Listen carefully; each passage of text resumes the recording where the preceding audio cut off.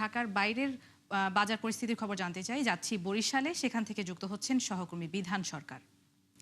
বিধান, আপনার জেলা বরিশালে বাজার পরিস্থিতি কেমন দেখতে পাচ্ছেন? জিনিসপত্রের দরদাম কেমন, সব মিলিয়ে জানাবেন।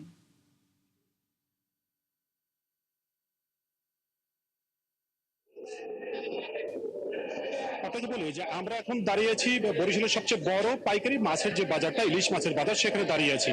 এবং আপনাকে যদি দেখাই যে ইলিশ মাছ এই বাজারে ঠিক এই সময়ে কিন্তু প্রায় প্রায় শতাধিক মনের মতো ইলিশ এখানে আসার কথা, কিন্তু এখানে আসছে মাত্র 50 মনের মতো ইলিশ এখানে কিন্তু আজকে আসেনি। এবং যার ফলে ইলিশের দর কিন্তু খুব বেশি। আমরা যদি বলি যে এখানে পাইকারি বাজারেই আপনার যে 1 কেজি ওজনের ইলিশের দর কিন্তু চলছে যে 2800 টাকা কেজি।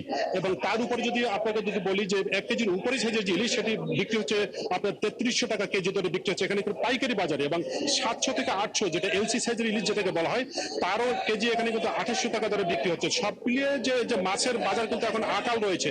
এবং আমরা যে কথাটা জানতে পেয়েছি, এখানে শুধুমাত্র কেবল যে সাগরের যে কিছু ট্রলিং জাহাজের যে মাছগুলো আছে সেগুলো এসছে, এবং বাদ বাকি অন্য মাছ কিন্তু এখানে আসছে না, এবং মাছের আকাল চলছে। এবং অপরদিকে আপনাকে যদি বলি যে পেঁয়াজ কিন্তু 37 থেকে 42 টাকা রয়েছে, এবং আদার দামও কিন্তু অপরিবর্তিত রয়েছে, রসুনের দামও অপরিবর্তিত রয়েছে, কেবলমাত্র চায়না রসুনের দরে কিছুটা বৃদ্ধি পেয়েছে। অপরদিকে সবচেয়ে ভালো খবর যদি রুজাত আপনাকে বলি, যেটা হলো চালের দর কিন্তু সর্বোচ্চ যেটা মিনিকেট, সেটা কিন্তু 64 টাকা কেজি দরে বিক্রি হচ্ছে, এবং সেটাই কিন্তু সর্বোচ্চ কেজি 64 টাকা কেজি।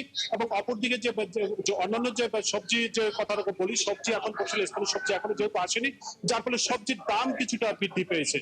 রুজাত। বিধান সরকার, আপনাকে অসংখ্য ধন্যবাদ। দর্শক, শুনছিলাম বরিশালের বাজার পরিস্থিতির খবরাখবর আমাদের সহকর্মীর মাধ্যমে।